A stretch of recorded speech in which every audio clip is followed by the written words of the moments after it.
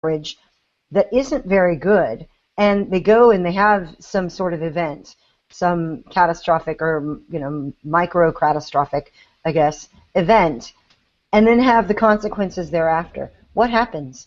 Is the government going to let those hospitals go unpaid or those doctors unpaid? I think we should be on the lookout for stories like that too. People who didn't have insurance now have insurance, and then how things can go terribly wrong when they actually attempt to get care.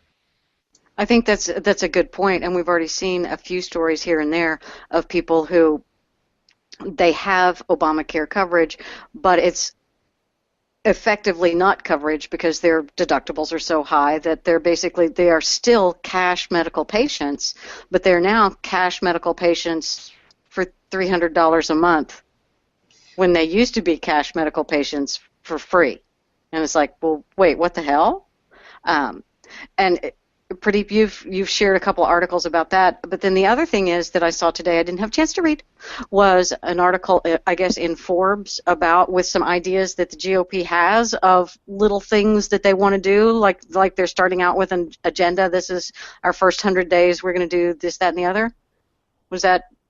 Yeah, it was an article by Chris Conover, who works with Ovik Roy on a lot of these health policy issues, and it was an interesting article because, he goes into some policy issues, but it's also about strategy, and his overarching goal was to say, look, if you expect us to try to pass a full repeal mechanism like the way the Democrats passed Obamacare, that's not going to happen, because what's the likelihood we ever get to 60 votes plus the presidency plus all these different cogs working all together? And we just don't act like that. We're not going to push a reconciliation thing against exactly. We don't do those tactics. So he was like, pick specific bad policies within the Affordable Care Act, things that even some liberals don't like, and go and target them. You were talking about rope-a-dope. In a sense, that's the same thing. Like, basically target these things that even some liberals don't like, and then start small. Pick away at, say, the medical device tax, which almost nobody likes. Even Elizabeth Warren, ultra-progressive, doesn't like it. Go after, then, then he was like, first you go after these little things, and then you create a theme. Okay, what's our theme? Our theme is to give people more choice, to have less restrictions, and to try to decrease the cost of care. Okay? And slowly and methodically go after one piece after one piece after one piece. And he was like, well, and also don't do too much at once. Have only one vote every month or two, so that we focus on this one thing, like, say, the medical device tax, get public support for it, get rid of it, claim success, have a party, and then move on to the next thing, And so that way you get momentum, and you show, look, the things we're trying to do are things that are not going to damage you as, newcomers to the healthcare system. These are small things that, we're going to get bipartisan support on, that make a lot of common sense, that never should have been in the original Affordable Care Act. And, we're going to take it away from the Affordable Care Act. We're not going to increase to the budget, debt, by doing these things. We can do it budget neutral. And after all that, your health care is not going to change in the least. And, so that was his first, and then he did give, specific, examples, like deregulation of the exchanges, for example, allowing states to, allow more flexible plans, like more health saving account plans, like Cori was talking about, and things like that, which the public actually supports. And these are not things that are going to starve people or leave people to die, but they are going to give people that, are stretched thin on paying these bills more choice. And in that respect, conservatives can grow momentum in the public and show that we are being responsible. We don't want people to go without health care, but there is a better way. Well, and also a real beauty of that, what you're talking about, Pradeep, is that people look at Obamacare as this huge monolith. They don't understand it's a house of cards. If you first take away a few popular things that people want gone, like medical device tax, you're taking away the stuff that funds Obamacare. Yeah, that's absolutely true. You're right. So if you take some of the least popular and most easy to remove things, if you remove those, the whole thing comes apart, which is just. I almost wish it wouldn't come apart too quickly, because, like I said, I'm meaner than all of you people. I want to inflict the most pain I possibly can on the Democrats for doing this to the American people. I'm furious. I want them to feel every bit of pain that they've inflicted on the American people. I almost wish we could stretch it out. But the fact is if we take away a few of these things that people want gone, we'll gut the funding very quickly. And then if we introduce some of the choice elements that you're saying, well, that destroys it on the other side, because now they're choosing, you're not hurting them like cattle anymore.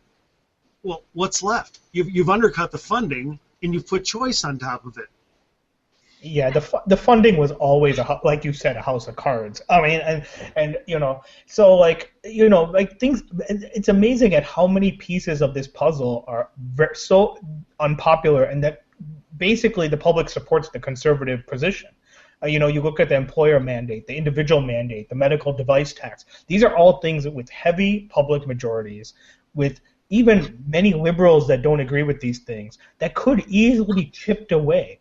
And once you chip away at those, what's left is basically an exchange system with subsidies that has no way of paying those subsidies. Exactly. Right, and also, going off of what you're saying with building momentum, people are going to start to get excited when they are starting to receive these choices, because never before have they been able to actually choose their health care. They're told what they can choose. They're not actually able to choose it. And so if you give them the buying power as a consumer to go out and choose their plan for what they need and what they can afford, Obamacare will become a dinosaur so fast. Yeah, I mean, I agree with that. And I think the big question mark, obviously, to me, is whether Republicans/conservatives are going to take advantage of this. Because to me, this is really an exciting moment. If you get moving on some of these things which are very popular in the public, you're getting, not only are you creating momentum to get rid of Obamacare, but you're possibly creating a new three-legged stool of conservatism to get us to 2016. What we've been lacking for the last two presidential cycles is really a cohesive message to middle America. How are Republicans going to help you? Well, now we have the potential of doing that. We've always had the lower taxes, more pro-business part. We've always had, the defense part, which now with Obama flailing on foreign policy, that's building up again. But the third part to me is this healthcare thing, because we can show that, we can provide you with more access to healthcare than Obamacare can do, and we're going to give you more choice. At the same time, defunding the centralization that's been the cause of much of the mess in the first place. And that's huge. It's amazing, the opportunity. I mean, we talked about this a few weeks ago about putting the GOP, now that they have the House and the Senate, going forward the kind of legislation that we passed to promote our cause and to make us, not the sort of old, cranky, cantankerous bad guys anymore. And this is exactly the kind of thing that does that. We're talking about enabling people to make their own decisions with their own lives, which is huge. And that's a huge thing that wins on all sorts of levels.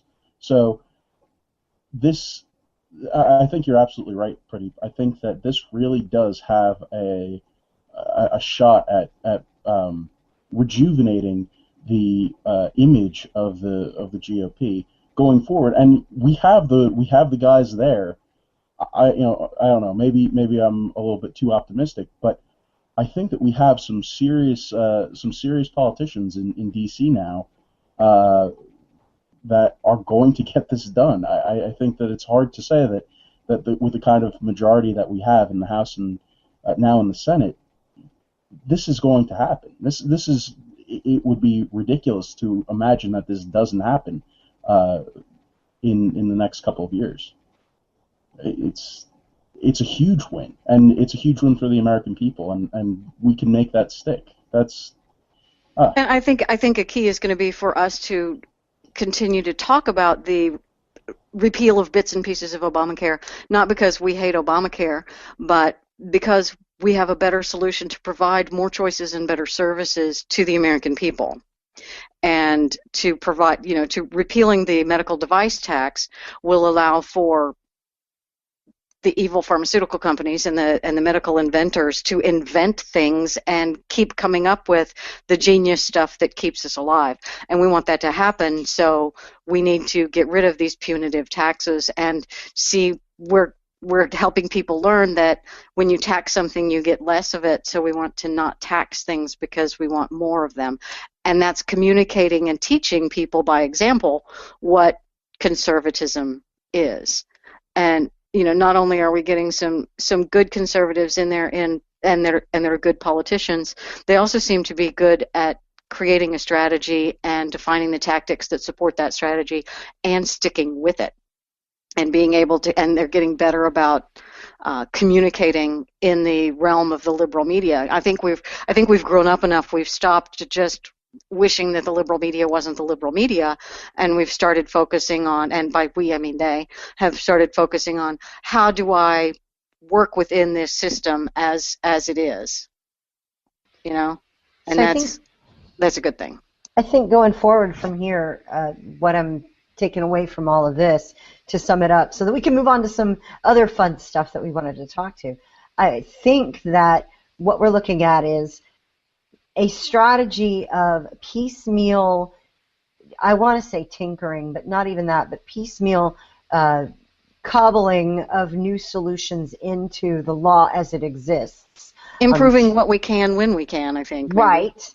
And then being able and prepared to make the argument that is not near enough, it's going to take too long, it's not going to be good enough, we're eventually going to have to undo it. And having everyone on our side understand that, but hold fire on that until we've managed to accumulate the political power. And in the meantime, work on sharing narratives and stories and talk about the personal stories of damage that is being done to people in order to help promote those changes that we can be making in the next 2 years, and build that groundswell of support for the idea that Obamacare is, in the final analysis, completely debunked, completely a clunker. It is untenable. There's no way to keep it. So here are new solutions that we're looking at, and after that election in 2016, when 2017 begins, provided that this coalition holds that long and we don't lose any ground,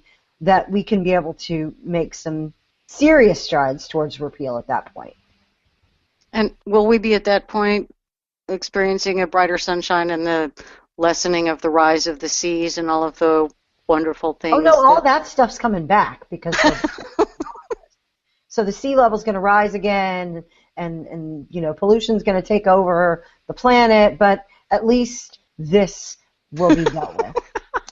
Oh, I'm sorry, I'm still reeling. That was the that was the Colorado Greek Columns speech, his acceptance speech in 2008, wasn't it? Was it the acceptance speech where he stopped the rise of the oceans just by holding out his hand? I think that was it. Does anybody remember? For that long, I have been creeped out by that thought. Well, and I don't want to, go too much about the whole stupid turkey pardon thing, but what really torqued me off on that turkey pardoning thing was that he made the sign of the cross over the turkey when he was pardoning him. Talk about delusions of grandeur, man. He's not an emperor who is, pardoning the execution. He's not the Pope. That's not the way it works. And he had issued a presidential pardon. We have a president, not a king with a scepter. I think if he could, he would probably have a sword and he would knight people because he thinks that of himself. But wait, how do you make the sign of a genuflection when you're the deity?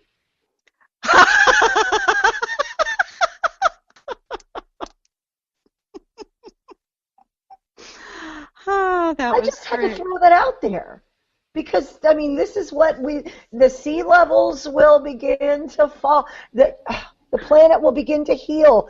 Who do we think we are I'm just asking. It's one of those manifestation things. Somehow the math adds